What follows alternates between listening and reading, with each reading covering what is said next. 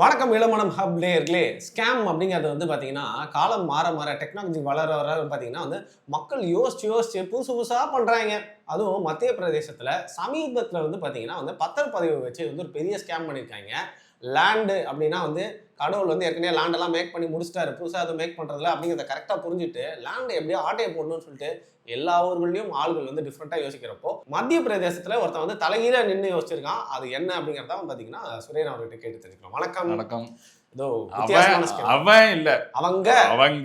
அது இல்லாம நம்ம ரொம்ப மதிப்பும் மரியாதையுமா பார்க்கக்கூடிய யூபிஎஸ்சி படித்து ஐஏஎஸ் ஐபிஎஸ்ஸா ஆயிருக்கிறவங்க ஒரு 50 பேர் போபால்ல ஒரு இடத்துல லேண்ட் வாங்கியிருக்காங்க. அது எப்படி பார்த்தீங்கன்னா 2022 ஏப்ரலில் வாங்கியிருக்காங்க. ஸோ ஒரு ஷார்ட் பீரியட்ல 10 மாசத்துல அது அக்ரிகல்ச்சர் லேண்டாக வாங்கியிருக்காங்க. அது ரெசிடென்ஷியல் லேண்டாக மாத்துறாங்க, கிளாசிஃபை பண்றாங்க. Single document. அது ரெண்டுத்துக்கும் என்ன வித்தியாசம்? இது அக்ரிகல்ச்சர் லேண்ட்னா உங்களுக்கு வேல்யூ ரொம்ப ரொம்ப கம்மி.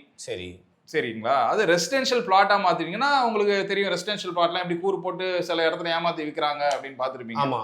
அந்த மாதிரி இவங்களே அதை ரீகிளாசிஃபை பண்றாங்க. அது இது ரெசிடென்ஷியல் பிளாட் அப்படின்னு.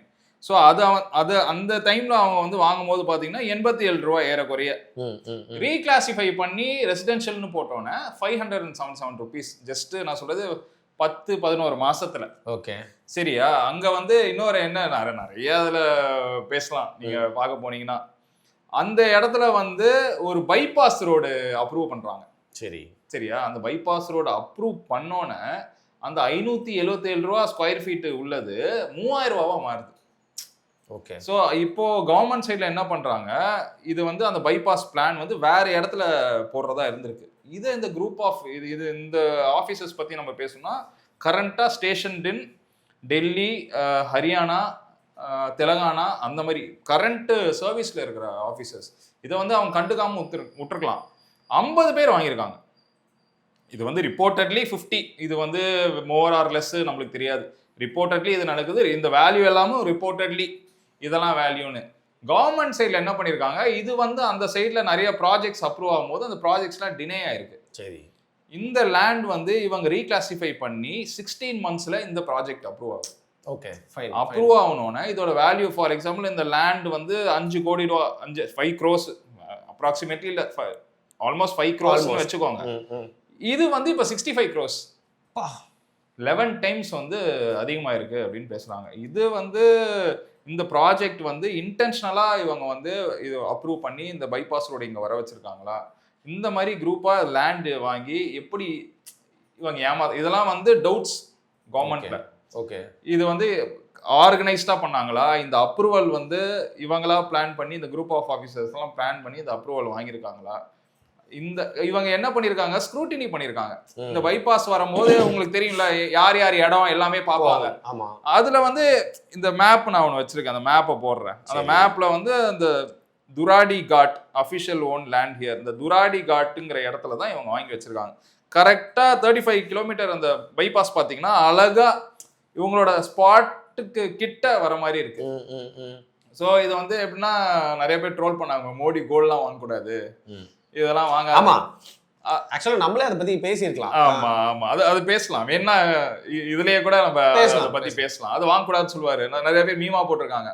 Meanwhile IAS IPS officers be like, gold தானே வாங்கக்கூடாது, நாங்க வேற ஒண்ணு பாத்துக்கிறோம். இதை வச்சு கலாய்க்கிறாங்களா? அது ட்ரெண்டா மாறிடுச்சு. 16 மந்த்ஸ்ல 11 டைம்ஸ் அதிகமா இருக்கு. 5 கோடி 55 கோடி ப்ரோ. அப்போ ஆல்மோஸ்ட் நிறைய கவர்மெண்ட் அஃபிஷியல்ஸ் சேர்ந்து இது ஒரு ஸ்கேமா பண்ணிருக்காங்க. இது ஸ்கேம் ரிப்போர்ட்டட்லி. ஆனா பண்ணியிருக்காங்க அப்படிங்கிற மாதிரி தான் பேசப்படுது. இது நிறைய ஸ்க்ரூட்டினிலாம் பண்றாங்க. இதுல இன்னொன்று பாத்தீங்கன்னா இந்த பைபாஸ் கன்ஸ்ட்ரக்ஷனுக்கான worth 3200 crores. Just 500 meters away from நம்ம ஆளுங்களோட லேண்ட்.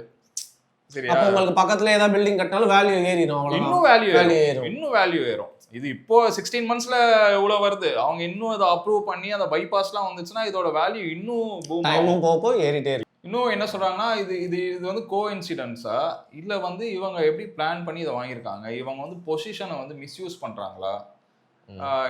இந்த மாதிரி பெரிய பெரிய பொசிஷன்ல இருந்து ஒரு அப்ரூவலே வாங்கி ரியல் எஸ்டேட் காரங்க கிட்ட ஏதாவது டீல் போட்டிருப்பாங்களாங்கிற மாதிரி டவுட்ஸ் எல்லாம் இப்போ கிரியேட் ஆகி பேசிட்டு இருக்காங்க. Okay fine. இது வந்து இன்னும் வினோதமா இருக்கேங்க இது புதுசா. ஆமா. இல்ல இது வந்து பயங்கர நேஷனல் மீடியாலாம் நிறைய பேர் பேசிட்டு இருக்காங்க கண்டினியூஸா. இது சரி நம்ம தமிழ்நாடு இங்க மக்கள் வராதே இந்த மேட்ரு அப்படின்றதுனால. தமிழ்நாடு மக்களும் தெரிஞ்சுக்கிட்டோம். இல்ல வேர்ல்ட் வைடு என்னென்னமோ நடக்குது, இந்தியால என்னென்னமோ நடக்குது. இது இந்த மாதிரி ஒரு குரூப் ஆஃப் இது ஆச்சரியம் தானே. ஏன்னா ஐபிஎஸ் ஐஏஎஸ் ஆஃபீஸர்ஸ் எல்லாம் வந்து representing India, Indian government. So இது வந்து உண்மையா பொய்யாங்கிறது காலம் தான் நிரூபிக்கணும். இல்ல ஏன் இது ரொம்ப டேஞ்சரஸ்னா வேலியே பயிர் மேய்ற அந்த எக்ஸாம்பிள் வந்து ஆமா, இதுதான் ஆமா. சொல்லலாம். ஆனா நீங்க கவலைலாம் படாதீங்க. தமிழ்நாட்டுல வந்து பாத்தீங்கன்னா விஞ்ஞான முறையில் எல்லாத்தையும் செய்ய முடியும் அப்படின்ட்டு சுத்த உருட்டு அப்படிங்கிற மாதிரி சுத்த ஊழலை செய்தவர்கள் இங்கே இருக்காங்க. ஆமா. அதாவது தாத்தாக்கு கொஞ்சமும் குறையாம பேரன் செய்துட்டு போனது அப்படிங்கிற மாதிரி ஈசிஆர்ல வந்து பாத்தீங்கன்னா இவங்க ஒரு கலைஞர் அரங்கம், பன்னாட்டு அரங்கம் சொல்லிட்டு ஒண்ணு ப்ராஜெக்ட் கொண்டு வராங்க. கரெக்டா அதுக்கு பக்கத்துல இருக்க பிளாட் எல்லாம் வந்து பாத்தீங்கன்னா இவங்களுக்கு வேண்டிய விவிஐபிஸ் எல்லாம் கரெக்டா வாங்குறாங்க. அதுக்கு முன்னாடியே இந்த அரங்கத்தை வரதுக்கு முன்னாடி ஒண்ணு அவங்க எல்லாம் வாங்கினதுக்கு அப்புறம் கரெக்டா இது வருதா, இல்ல இது வந்தோடனே வாங்குறாங்களா அப்படிங்கிறது. இது மட்டும் இல்ல, பரந்தூர் விமானம், நான் அதுக்கு தான் வரலாம் பார்த்தேன். Worst fellows bro. இது மக்களே கோச்சிக்காது, எல்லா வீடியோலயும் இவங்க எடுத்துட்டு வந்துடுறீங்களே, எடுத்துட்டு வர வேண்டிய நிலைமையில இருக்கும். ஆட்சியில இருந்து போனாலும் இவங்க வாயில இருந்து போக மாட்டாங்களே. இந்த மாதிரி ஸ்கேம்னாலே இந்தியன் லெவல்ல ஒரு ஸ்கேம் நம்ம பேசும்போது இவங்க ஸ்கேம் ஒரு எக்ஸாம்பிளா விடாம போக சொல்லி முடியாது. பரந்தூர்ல நீங்க சொல்ற மாதிரி அவ்வளோ லேண்ட் வாங்கி வச்சிருக்காங்க. பரந்தூர் ஏர்போர்ட் கிரியேட் ஆச்சுன்னா அங்க வந்து எக்கனாமி growth எப்படி இருக்கும், அதுக்கான பிளானிங் இப்பயே அப்ரூவல் வாங்கிட்டு இதுக்கு அகேன்ஸ்டா ஏதாவது பேசியிருக்காங்களா? எவ்வளவு பேர் அகேன்ஸ்டா போராட்டம் பண்ணியிருக்காங்க. இப்போ இருக்கிற சிஎம் விஜய் அவர்கள் போராட்டம் பண்ணியிருக்காரு. இது எதிர்த்து ஒரு சின்ன வாய்ஸ் கூட டிஎம்கே சைடுல நீங்க பாத்துக்க முடியாது. அவங்க என்னமா யோசிப்பாங்க, ஐயோ நம்ம ஏக்கரா மக்களை ஏமாத்தி இப்போ லேண்ட் வேல்யூ வந்து ஃபார் எக்ஸாம்பிள் 1000 ரூபான்னு வச்சுக்கோங்க, நான் 400 ரூபா கொடுத்து வாங்கிடுங்க. அதுக்கு அந்த மாதிரி வாங்கி வச்சிருக்காங்க. அது அப்ரூவ் ஆகாம போச்சுன்னா அந்த காசு லாஸ் தானே. ஸோ அந்த மாதிரி கிரைம் ஆக்டிவிட்டிஸ் தான் இது. நம்ம பேச வேண்டியது தான். இந்த மாதிரி நம்ம இந்தியாவில் ஐஏஎஸ் அதிகாரிகள்லாம் வந்து அவங்கள ரோல் மாடலாக பார்த்துட்டு இருக்கோம். ஸோ அவங்க வந்து இந்த மாதிரி நூதன முறையில் பொசிஷனை வந்து மிஸ்யூஸ் பண்ணுறாங்கங்கிறது நிஜமாலே அது வந்து இன்னும் ப்ரூவ் ஆகல. நியூஸில் இருக்கு, நான் நியூஸ் கிளிப்ஸையும் போடுறேன்.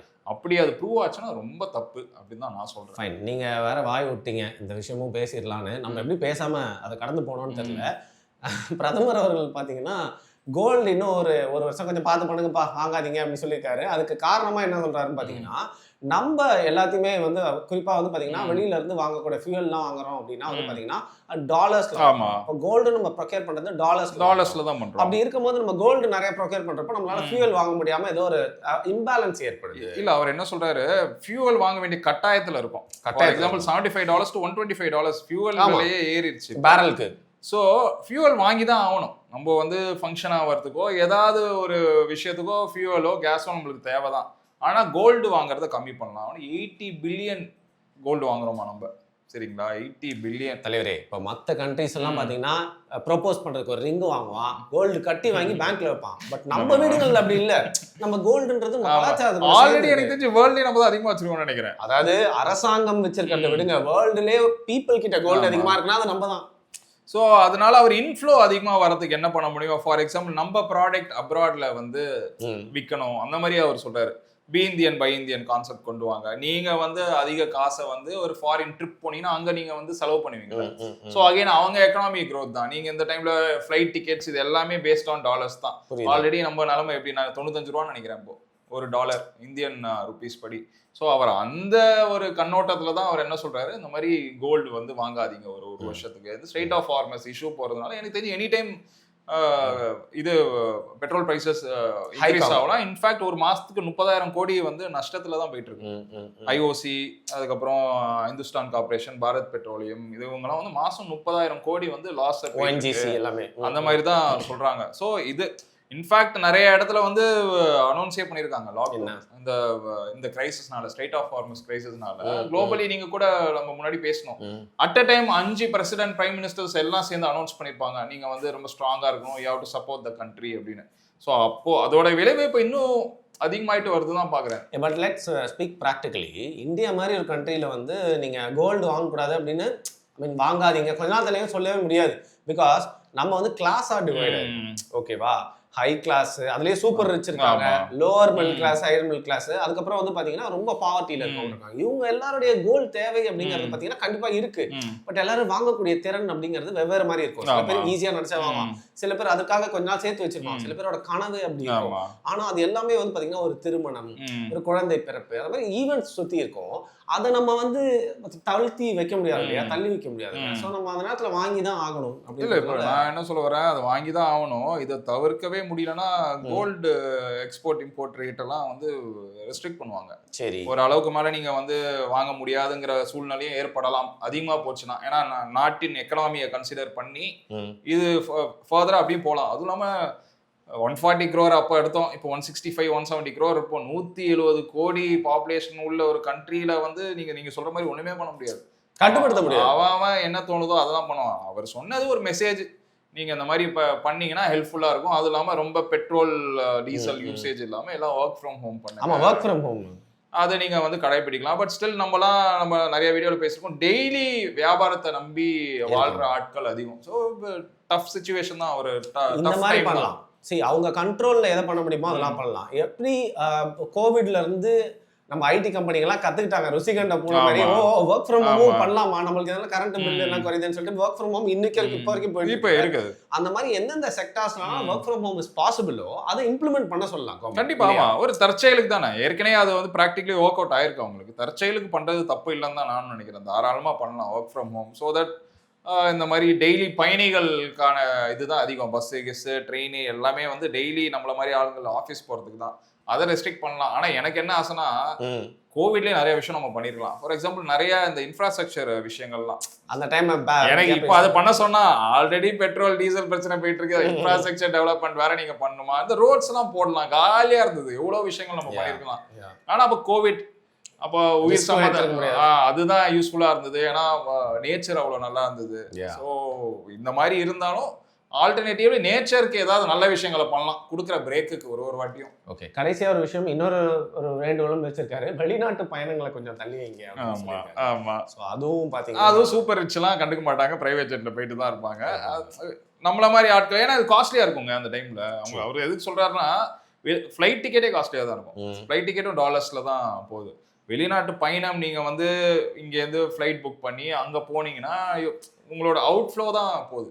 இப்போ மற்றவங்க நம்ம கண்ட்ரிக்கு வரலாம் டூரிஸ்டா, அது பிரச்சனை இல்லை. இப்போ நம்ம வந்து போறதுதான் வந்து கொஞ்சம் ஆமா. இப்போ திருப்பியும் உங்களுக்கு வந்து நம்மளோட வேல்யூ கம்மியாகும். பட் ஸ்டில் பார்ப்போம், ஸ்டேட் ஆஃப் ஃபார்மர்ஸ் பிரச்சனை முடியும் நம்மளும் பேசுறோம்.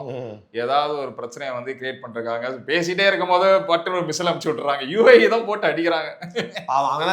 எதுக்கு அடிக்கிறாங்கன்னே தெரியல. ஏதாவது பேசினா யூஏஇக்கு அடிய போடு அப்படிங்கிற மாதிரி. அங்க அடிச்சோன்னா வேர்ல்டு ஃபுல்லா அஃபெக்ட் ஆகுது. ஸோ மேபி ஃபியூச்சர்ல வந்து டூ மச் டிபெண்டன்சி ஆன் அந்த பர்டிகுலர் ரீஜன், அது வந்து நம்ம மேபி கம்மி பண்ணிக்கிறது நல்லதுதான் நினைக்கிறேன். என்ன இருந்தாலும் மத்திய பிரதேசத்துல அப்படி பண்ணாத மன்னிக்கவே முடியாது. அந்த நூதன கொள்ளை அப்படிங்கறது பாத்தீங்கன்னா வந்து கவர்மெண்ட் ஆஃபீஸே பண்ணதை வந்து மன்னிக்க முடியாது. அந்த செய்தியை நீங்க இங்க இருந்து கொடுத்துருக்கீங்க, இல்லைன்னா நிறைய பேருக்கு வந்து அதை படிச்சிருப்பாங்களா தெரியாது. மிக்க நன்றி.